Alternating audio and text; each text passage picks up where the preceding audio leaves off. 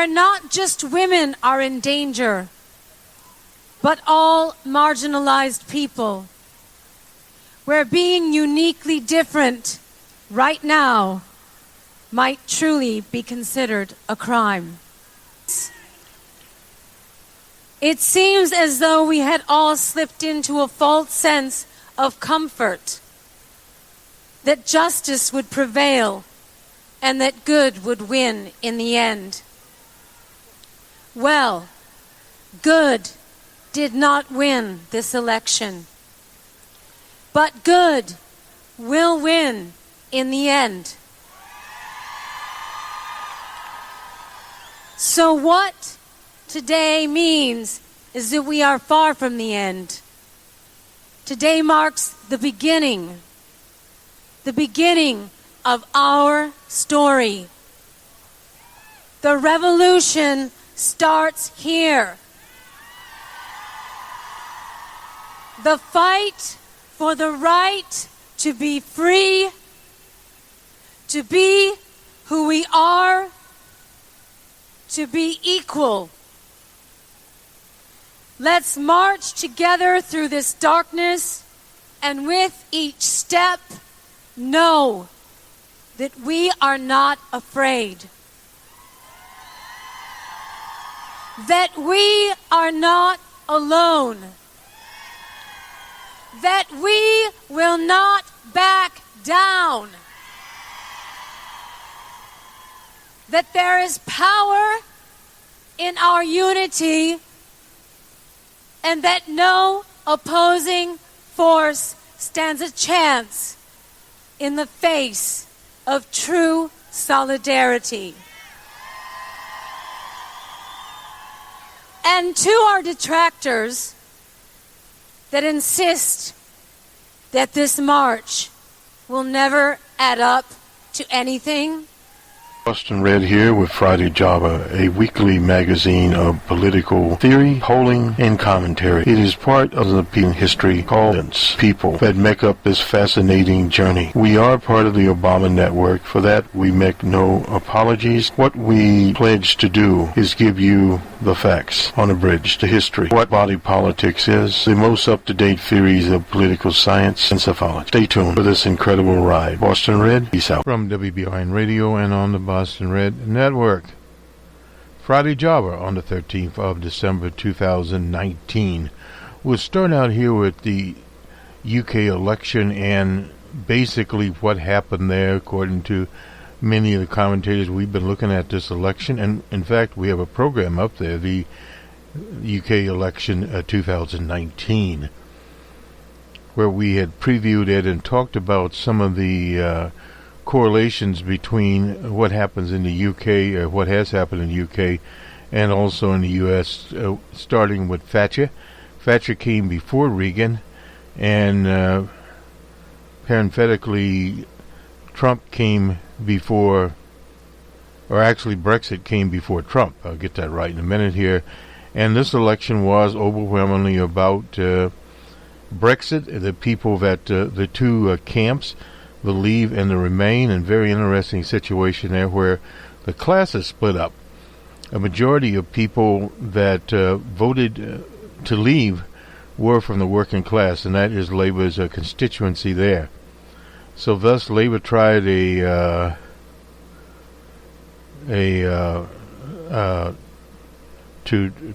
triangulate the vote. And that's very difficult to do in the best of times, but it was the only option left to Jeremy Corbyn and the Labour Party, was to basically say that they would accept the people that voted to leave and the people that voted to remain, and they would work to negotiate a Brexit and then put it to the people. I think probably the only error there was they should have just simply said that they would negotiate a Brexit, and then they would move forward with that particular situation through the Parliament. But there were no easy answers to how this was to be done. And then we also look at other things going on in the UK. This was more of an American-type campaign. Boris Johnson just said, get Brexit done. We talked about that. That is an equivalent to Make America Great Again. You get a very simplistic type of slogan, a right-wing populist slogan, and run with that. And they did, in fact, run with it. A guy named Murray, who had had a seat, a Labour seat, since 1950. That would be 69 years. Lost his seat to a Tory. Now, it's not unusual for people that are conservative or middle of the road to vote for a populist. That happened in the U.S. That's where Trump's votes came from. That's why you'll see Trump in places like Harrisburg, Pennsylvania, and in these areas that have been left behind. But these were also areas, the English Midlands, for one, former industrial heartlands of England, the bailiwick of Labour's vote, and it didn't happen. They actually lost seats there. So in the analysis, roughly 70% of those that voted to leave voted for the Tory party. And the remainders were split down the middle. Now the Remain primarily was middle-class people, more or less, that had a vested interest in the status quo, and also depend on where they got their incomes from. If they were in banking or that sort, they would wanted to remain in the EU. People that were educated, etc. But the problem was they had media bias. You can have that anytime. Even media bias in the BBC. They were reporting that this was the biggest Tory victory in 40 years since the Great War, World War II, Great Patriotic War. And now they've calmed it down to in 30 years. And it will further go down. But you can see, you can understand how the newspapers and the media, Sky News, etc., push this, the Murdoch networks in the UK, and on to the BBC, the way their commentary ran there. And they took it one step further, was to villainize Jeremy Corbyn. And they even brought in the issue of anti-Semitism, because Jerry Corbyn supported and does support the Palestinian people. And there's a similar order that Trump charged, and we'll have that on, probably do a special program on it. Effectively what it does is would withhold funds from universities that do not have policies that adhere to the international definition of anti-Semitism. And that classifies the Jewish religion as an ethnic group. Now that in itself is very, very dangerous when you try to bring a religion into a country like the U.S. that has a separation of religion. You have to separate Zionism, which is political, from a Judaism, which historically and is a religion. Now, if you want to turn that into a political group, then yes, you can do that. But again, what you have is, like in Lebanon with the Phalange, was a political party movement, right-wing political party that took on the Maronite Christians in Lebanon. So that was a brutal situation when you had a war in Lebanon. Lebanon was torn apart. Now back to the UK, you now have to deal with the Irish backstop. The only answer so far they've had is just to use the Irish Sea, but they still have to have a customs border between the province, Northern Ireland, and the Irish Republic. And to further complicate things, the Irish National Party right now has 48 seats and almost 50 seats out of 59 seats in the Parliament. So normally Labour would get the votes, many of those votes of the of the Scottish National Party. That did not happen. And adding insult to injury, a lot of Labour voters in some areas just simply didn't show up at the polls. The turnout was lower amongst Labour voters, and we'll get those figures in the coming days. Hopefully we'll have at least some preliminary figures for the week that was, when we in fact get those figures. Now, 326 seats in the Parliament, over 630 or so seats. Somewhere in my notes it's there. Anyway, the Tories evidently picked up enough seats. Let's see, what do we have here? Well, we have 66 seats here, and if they did in fact get 66 seats, that would bring them up around 380, 390. Now, the exit polls and the polls had talked about a 10-point Tory victory over Labour. Some preliminaries has it at about 12, has it about 11. These things will move around as the time moves around with the victory.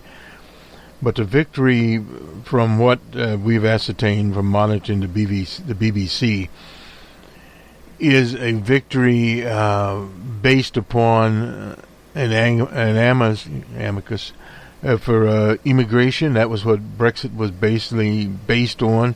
In many of the Midlands and many of in the north of England, many of those areas that feared competition from the rest of the EU was coming in and would eliminate their jobs. Now, on the other side of the situation is, like the British Chamber of Commerce, that they want some type of immigration because, again, the EU is the UK is the labor market is getting old, is trending older. So that is always a situation within itself.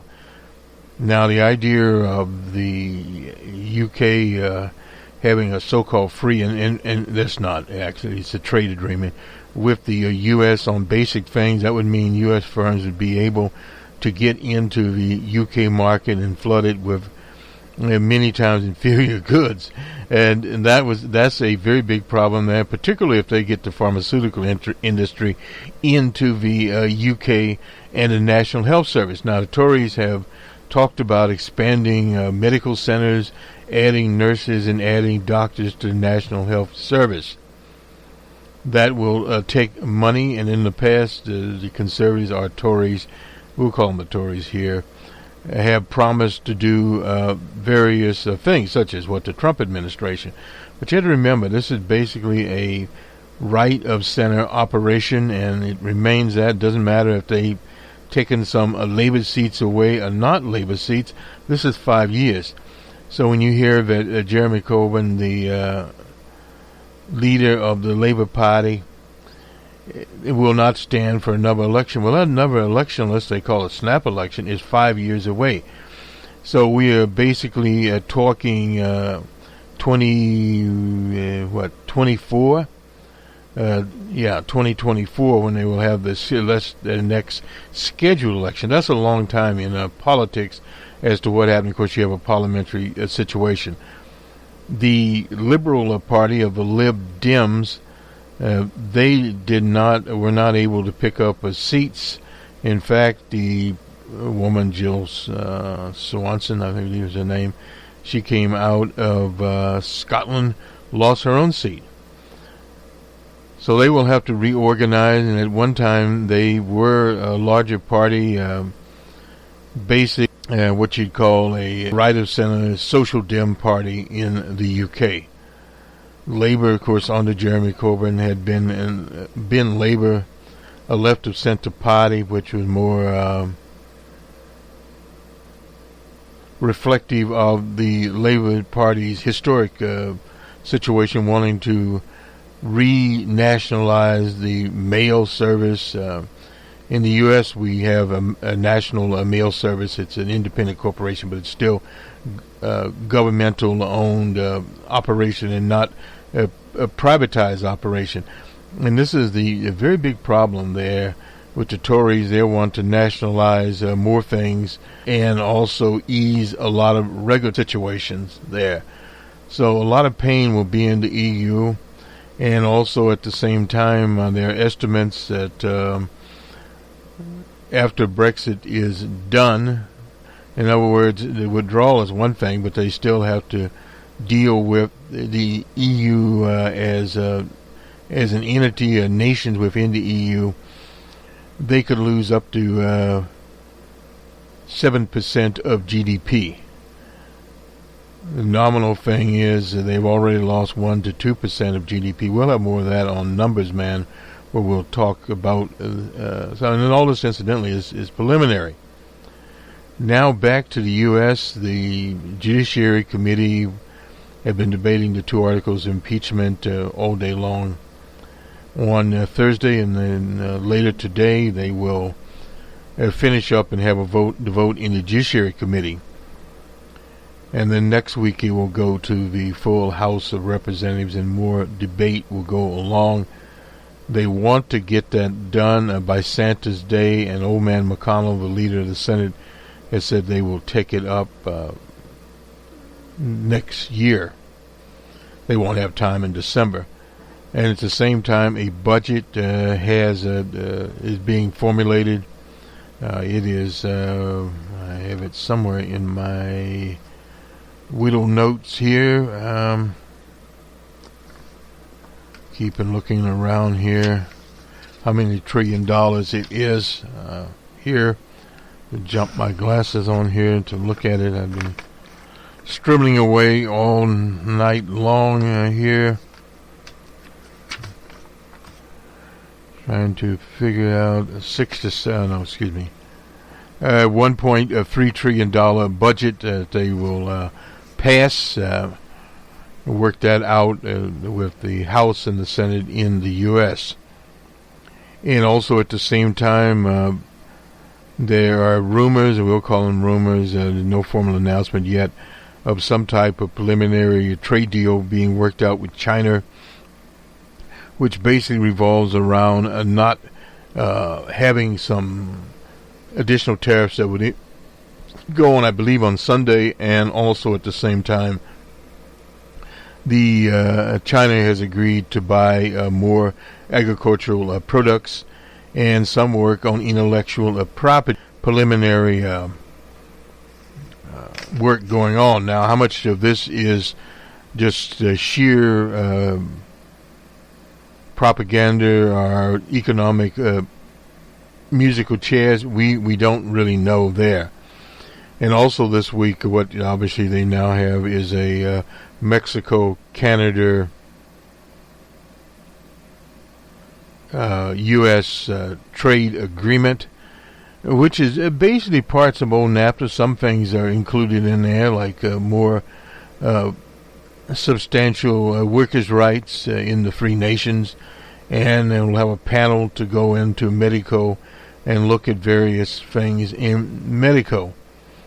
Factories there, but it will be a panel that's not out, and the Canadians get to sell more milk products into the U.S. and some other things going on in there. That hasn't been announced. We'll start to look at that as it is formulated. But the House has basically agreed to it.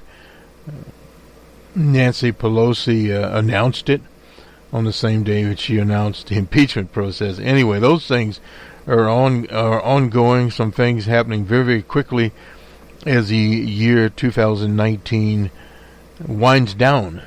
So we're seeing more of that. In a Boston story, the gentleman that was indicted and convicted in the Boston Marathon bombings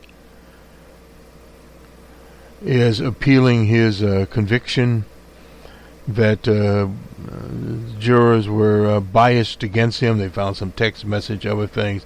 There's an eye up there. And the relationship with his late brother, who he was the younger one, that convinced him to go along with parts of the scheme. we covered that, and we covered it down in Rainier and to the a lot of it live. That's a tragic situation. But with a new trial, get new results, it's doubtful actually that it would. Whether it be a Boston jury or a New England jury, I think the verdict would probably been the same there, because it had become a political trial, and in political trials, not to the national extent as the trial of the St. People versus Orenthal James Simpson, but for Boston, it was. It was a situation where you had two basically young men that that were from at least their parents from the Soviet Union, out in the area there around Azerbaijan. Those areas there, and there was ongoing war there between them and the Russian Federation at the time. So again, you had a situation that is not a very tenable at all there, and we'll keep up on that story as that moves through. We'll have more of that on the week that was. Now, let's get to the people from the University of Virginia. That's Larry Sabato's shop. The starting line, the vice president selection, it is by Joel Goldstein. He's Professor Goldstein here, is a guest columnist here for the Crystal Ball, and we always pay homage to have a hire here. On to recently, serious discussion about vice presidential candidate generally did not begin in earnest until the third night of the convention after the presidential nominee was decided. Then exhaustive elective presidential nominee devoted the next few hours to the hurdled process of choosing a political partner. Proliferation of presidential primaries and caucuses has changed the dynamics of presidential nominations, thereby accelerating the resolution of the race top spot and making the convention a formality in the exercise that now occurs over months because of the vetting. Massive vetting has to happen, so lists has to be drawn up, and these candidates have to be carefully vetted. There are no more situations as happened with Dr. McGovern and the man from Missouri that ended up having to withdraw because he had electrical shock treatments. The byproduct of the manner in which we now nominate presidential candidates. Yet even some virtues push too far have their vices. The recent stories speculating on Republican vice president nominees are premature. This judgment is based on three realities regarding vice president selection. It is rational, it is contextual, and it is idiosyncratic. More specifically, the choice depends on the identity of the Republican nominee, that nominee's strengths, weaknesses, and how prospective running mates relate to those resulting needs.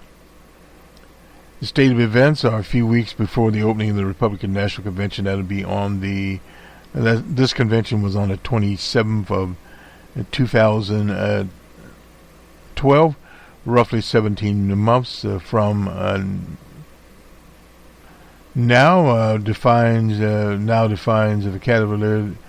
cavalierness of the standard bearer's unique preferences, values, and decision make. Recent selections illustrate each of the this is actually, I thought this would have worked here.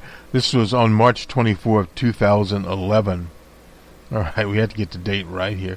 Recent selections illustrate each of these points. Conventional ticket balancing does not dictate the choice in which it once did. The characteristics of the presidential candidates eventually affects the running mate's decision, and Walter Mondale was an ideal choice for Jimmy Carter. Now, that was back in 1976, but surely Hubert H. Humphrey as a nominee would have gone in a different direction. Reagan could choose George H.W. Bush in 80, but the Republican moderates like Bush are Gerald Ford or Howard Baker would, or in Bush's case, could not have done so. Biden was Barack Obama's natural choice, but would have been a less likely selection for Hillary Clinton, no doubt about that. The fact is that enter into the balancing decision range well beyond, for me, topics of ideology, geography, and experience. Al Gore's Vietnam service, and they didn't challenge that. Reputation as a strong family man enhanced his appeal as Clinton running mate. Mitt Romney's chance to become John McCain's 2008 running mate suffered a setback when it was revealed that McCain owned more houses than he could recall. Even with Romney's comparatively modest real estate portfolio, he only had 4 houses. Could be a gated community. In any event, Romney as presidential nominee would have different needs and possibly than will Newt Gingrich or those of Mitch Daniels are Tim Pawlenty. All these people are history. Mike Huckabee and Haley Barbour are Sarah Palin. Contextual matters too. Mondale was far behind Reagan at the 1984 convention approached, which made a deck shuffling a choice like Geraldine Ferraro. They date Geraldine Ferraro appealing. Presented with more favorable election prospects, Mondale might have made a more conventional choice, notwithstanding his sincere commitment to opening the groups presently excluded. Tax reform seems a promising issue as Bob Dole made his 1996 run, which explains his selection of late Jack Kemp. John McCain became convinced that the Republican Party base would not accept, and his convention would blow up if he chose Joe Lieberman. Not only can we not presently project the political landscape the unknown Republican nominee will face a year and a half from now, Ferraro and Dan Quayle, known as Dummy Quayle, amongst others, secured the vice presidential nomination in part due to thoughtful and well executed campaigns for the designation. Those efforts enhanced their chances, and by contrast, Bob Graham, he's out of Florida. He was a senator in Florida, now retired. Poor showing in the 2004 Democratic race hurt his prospects. Some Republican possibilities, likely presidential candidates, Tim Daniels, and not to be seen anymore, might improve their prospects by a good showing, as did Bush in 2008. John Edwards is mentioned here, the trial lawyer. This is a look back in history here. Gore passed on Edwards in 2000, but John Kerry picked him 4 years later. G.W. Bush and John McCain both made somewhat surprising picks, but the contrast between Cheney and Palin in credentials and style, as well in prior relationships each had with the person who made the choice, reflects fundamental differences between Bush and McCain and the way they made the decisions, as well as a perceived need and the context they faced. A human, not a computer, would make the choice, where a person is Daniels, Gingrich, are, and all these people have passed, Palin, Romney, etc. Contingencies of these variables caution against wasting time now speculating about the second spot. History suggests some patterns to guide the selection. Most basically, the designee must be able to survive the vetting process. We talked about that. And David Vedder evidently wouldn't. He was from Louisiana. He was caught coming out of Bordeaux. Anyway, and they mentioned Michelle Bachmann and others who prior pronouncements of style make them unappealing running mates. Jim Dement, used to call him Jim Demented. Recall Palin's Katie Couric moment. Yeah, Katie Couric. He's no longer on TV on a regular basis anymore, and Sarah Palin is somewhere in Alaska and divorced. So that, and Newt, he's writing a column these days. And Nikki Haley, well, She had went to the UN under DJ Trump, and now she's back home contemplating on running maybe for the Senate. Bob McDonnell, he went to jail, came back again. Two-Ton Christie is no longer out there from the name anymore. From New Hampshire, and Marco Vegas Rubio from Florida. We don't hear as much from him, but he's still in the Senate. Republican tickets will come out of the convention with limited time for further preparation. Recent history suggests that presidential nominees more often choose someone of stature who did not contest them. Well, that could happen and could not happen. Definitely DJ Trump did that with Pace. Anyway, they go on to talk about the traveling show, including the winters in Iowa and New Hampshire.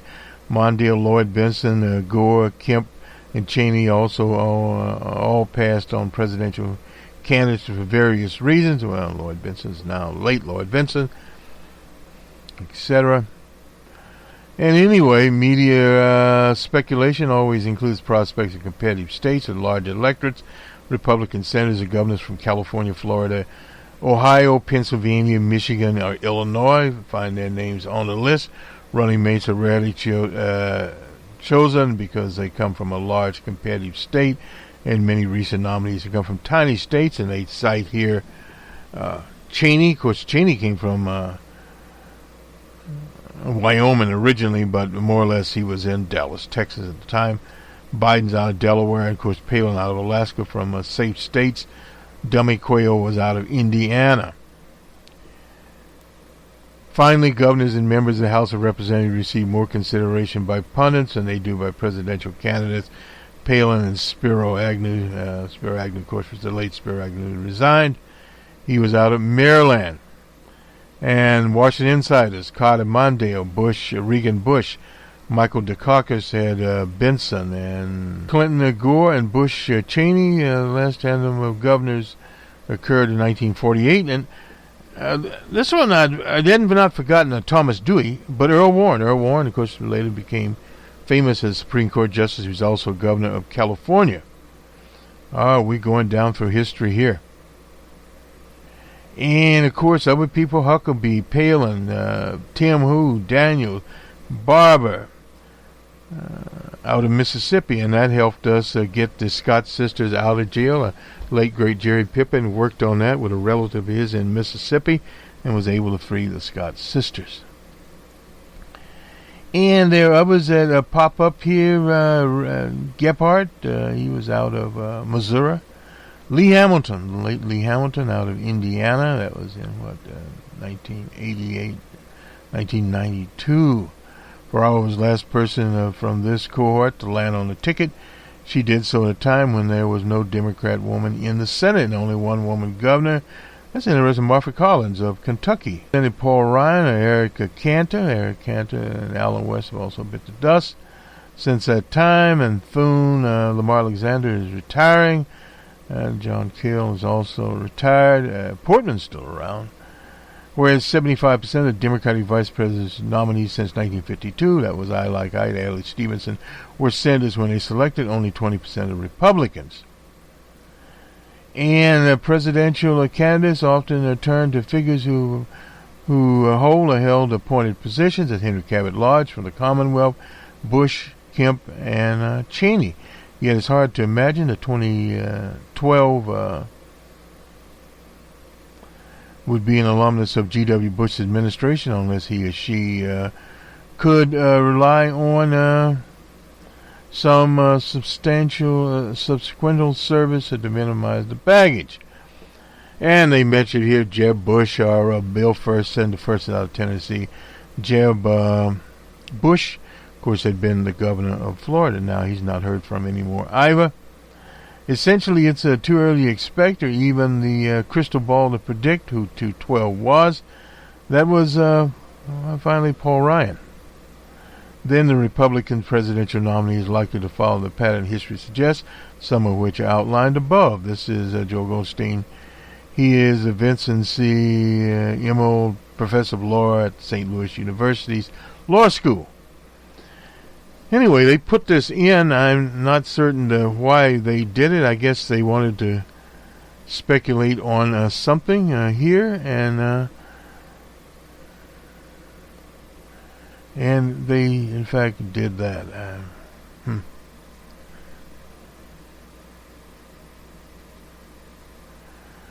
And this was their contribution to it. Let me just move on here, and we'll get to some polling here, and wind up our presentation. And let me grab this polling here real quickly. We have an Emerson poll.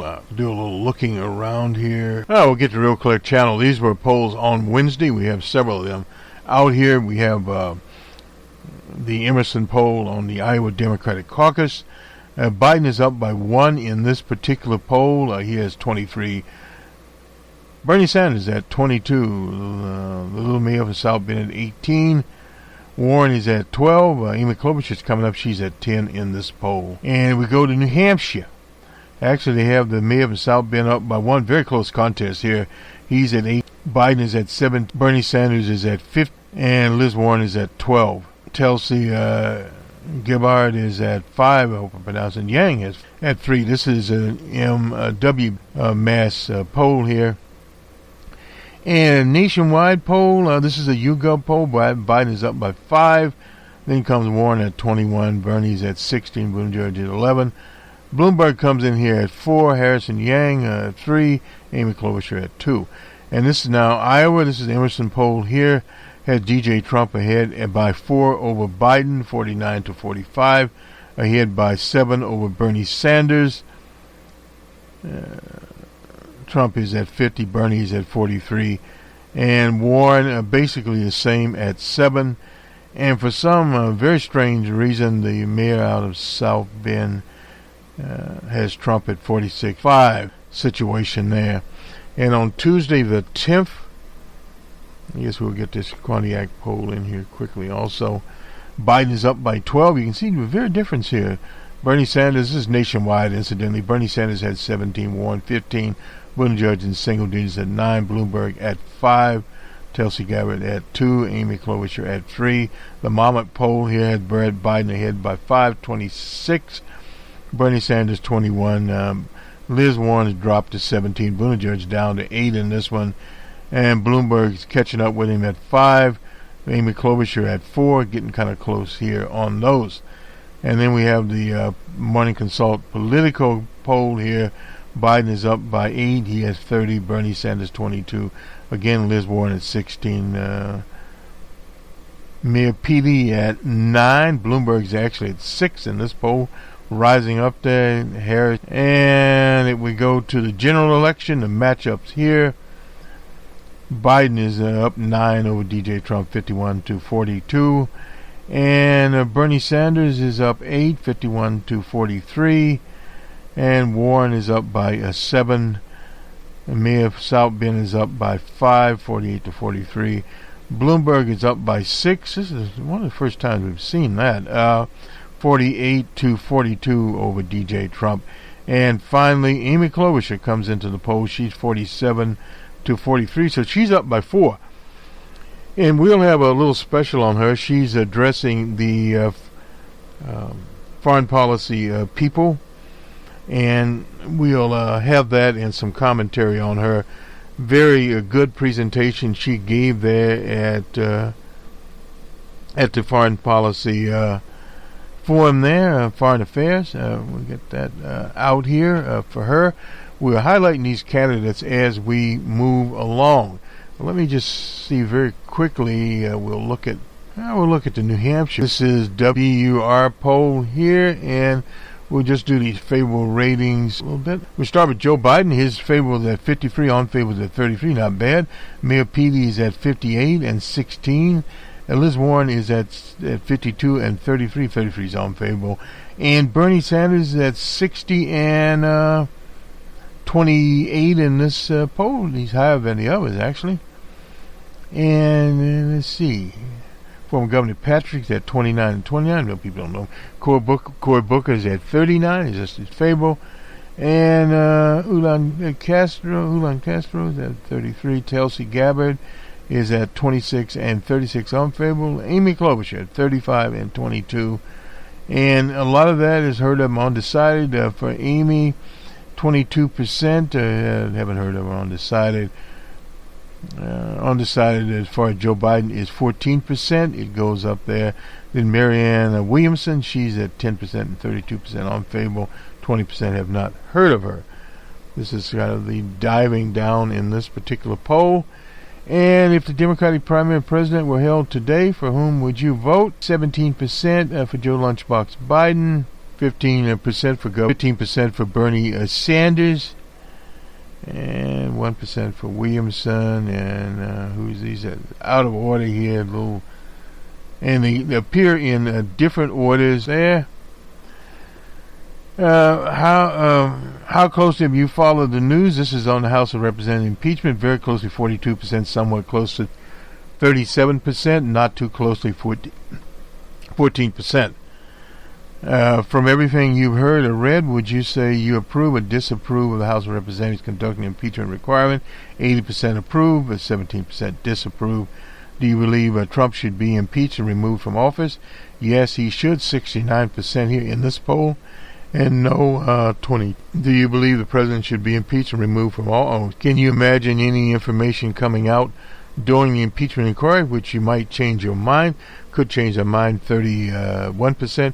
Mine is made up 66% here. Immigration. Has immigration on each of the following? Now I would like to ask you about immigration. The positive effects of 29, your family, your town, 29, 28, and New Hampshire, 40%, the country, 47%. The negative effects are very low here. Do you approve or disapprove the way that Trump administration treated people coming in? Approve 15%, disapprove 81% there. You approve or disapprove the way the Trump administration treated undocumented immigrants already here? Approve 15%, 79% disapprove. You think Trump administration's immigration policies have made the U.S. Or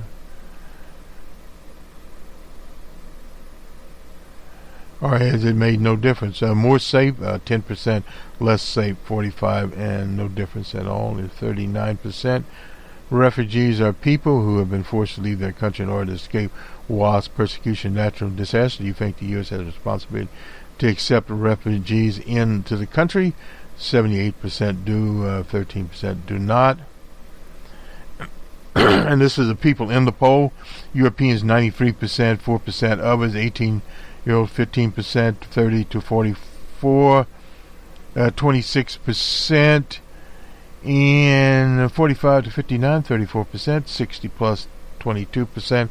Males are 43%, females are 57%. Democrats 52, Independents 48, and high school 20% or less, some college 24%, college graduates 30%, and advanced degrees 25%. Poll was based on 442 likely voters in the New Hampshire primary.